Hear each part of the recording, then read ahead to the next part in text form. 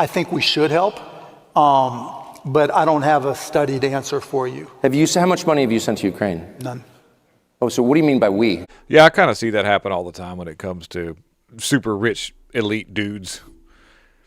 I guess they forget that the world they're sitting in is propped up by us, or maybe they don't. They're like, everybody, we need to help. We's in who? Well, you guys. I'm rich. All right. How do you think I got so rich? Now you pay your money. Think about this. Trump won the presidency off of small donations off the backs of working people, and there were some people donated to Trump that were pretty rich, but most of it was just ground roots people like us, because we're tired of people like him, who's Mark Cuban's like this.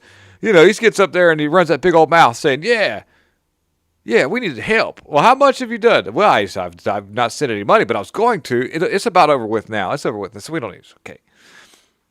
I'm going to play you the whole video so you can see the context of all that. And the response by some of these people trying to save face for Mark Cuban, going to saying something like, oh, but don't worry, there's a deal made where the money, all the weapons, that's going to get paid. Tucker takes and kind of laughs a little bit because he knows good and well that nobody's going to pay that money back. And when it comes to us trying to retrieve those half, you're going to see where there's like, oh, we got half the minerals. No, who got the other half?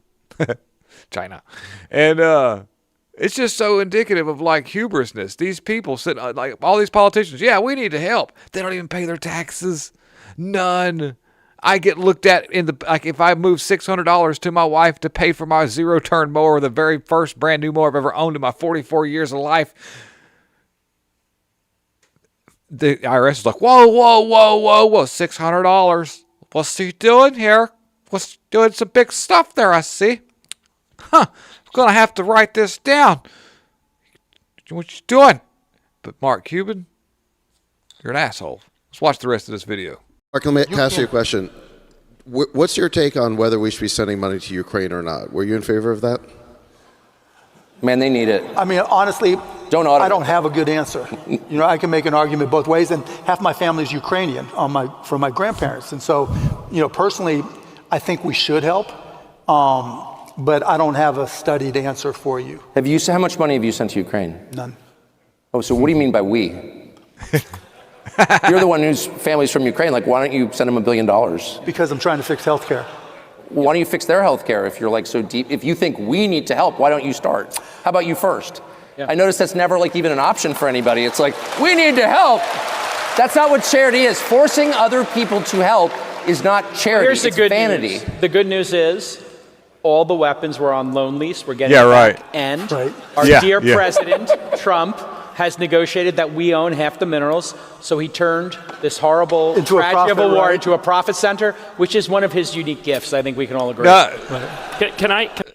Well, we've turned this unique war situation into a large profit center. That right there makes it even worse.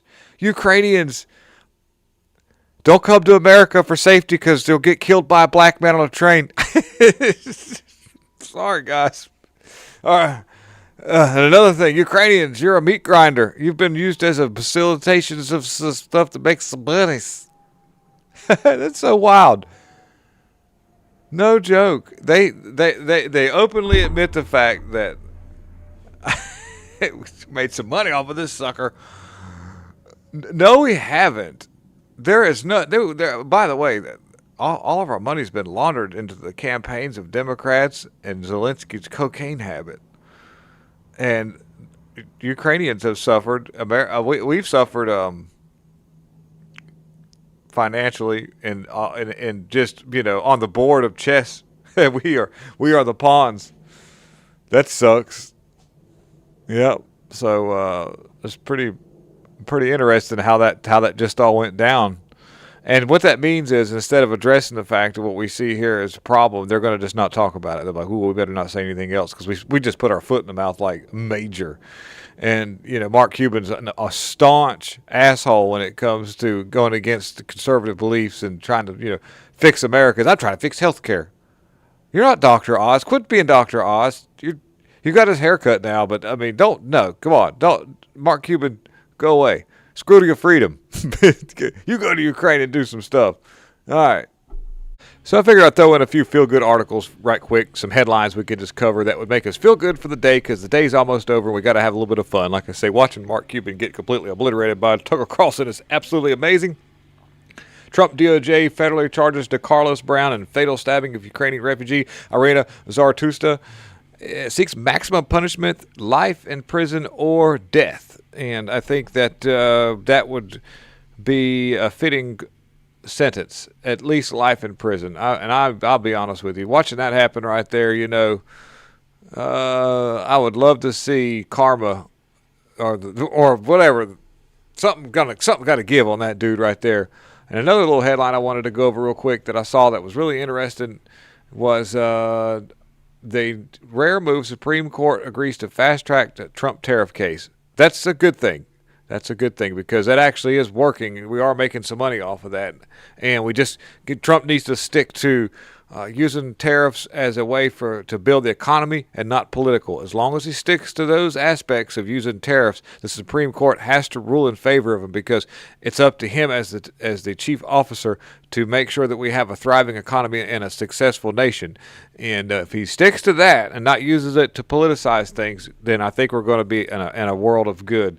And something I saw that was weird, by the way, is new military surveillance video shows glowing UFO splitting a Hellfire missile in midair. Witnesses admit no known U.S. technology can do this. And remember that, no known U.S. technology. We just had a large reveal that came out a few months ago where they said we've got all kind of different zero-point energy devices and all stuff you've never seen before. Trump's been signaling when he talks to media, saying we've got weapons like you've never seen before. We can actually bend and maneuver the space and time continuum. And if you think that's outlandish and crazy to think about, well, trust me, they've been doing it for a long time. Look at what Hitler was doing with the big thing called the buzz bell and spinning mercury at a high rate of speed and creating its own gravitational field for toroidal effects. Pretty interesting stuff, guys. Take it easy. Have a wonderful rest of the day, and I'll see you guys soon.